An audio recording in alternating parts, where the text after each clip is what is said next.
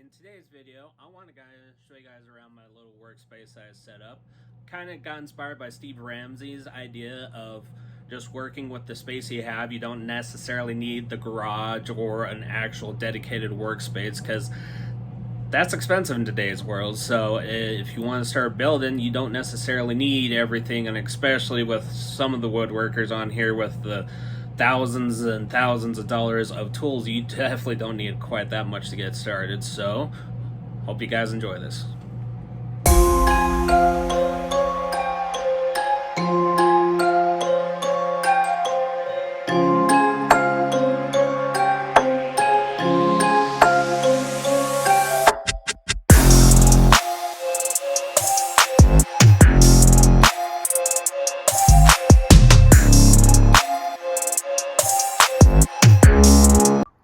As you can see, I live in a little trailer park. I have a shed and a driveway. So obviously no permanent shop, but everything that I have fits in there. I set up here, and I'll show you guys that in a second. Starting off, got the table saw. Job site saw, one of the best saws out there for if you don't have room. Because legs fold up, you got wheels for transport. This can go nicely away in the corner and doesn't take up as much room as a contractor saw or a cabinet saw, but still has good amount of power. This particular saw has a 35-inch rip capacity, which is right up there with most contractor saws. And one little added bonus this has, even though it doesn't look like much, this little outfeed table actually helps stabilize the lawn material. And with the rack and pinion fencing, that actually helps keep the fence very parallel with the blade. I know I put my hand on it, but it's not plugged in right now. Always keep your riding knife in, and always use something to push. Don't use your hands. I learned that the hard way, but I got very lucky. So always be safe with the table saw. Alright, bringing you on close on my miter saw, just so I can show you a feature here in a second, but I have it on a quick stand that has wheels, can fold up, so this can go nice squarely away.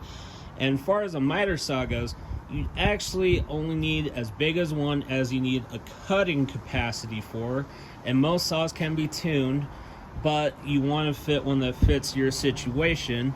So for if you're wanting to do dados and rabbits, but you don't have the router yet and you don't trust yourself on table saw, a sliding table saw, a little sliding miter saw, has a little depth gauge device, so where you can still cut rabbits and dados with it, and then you just flip that back and cut like normal. And another bigger reason I like this saw, your rails are forward, so I can put this right up to the wall, and bevel adjustment is right here in the front. So this actually will make quite a good shop saw once I finally get a shop, which will be still a little ways away, but that's where I did this saw. But you just need to find what saw works good for what you want to do. And lastly, a full-size workbench just doesn't work when you don't have a shop, but these portable workbenches are fantastic.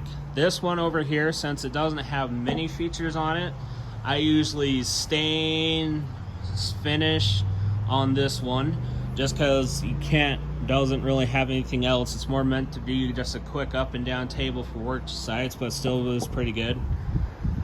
The Keter here, also very similar to the new Heart table. If you can see, the two yellow grooves on it is a place to put some clamps, so you can clamp stuff down here. I'll clamp stuff on there for sanding, for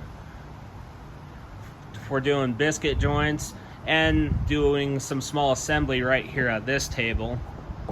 This table right here actually comes with a lot of features, because if you notice, that has two tracks also, but it has a hole in the middle.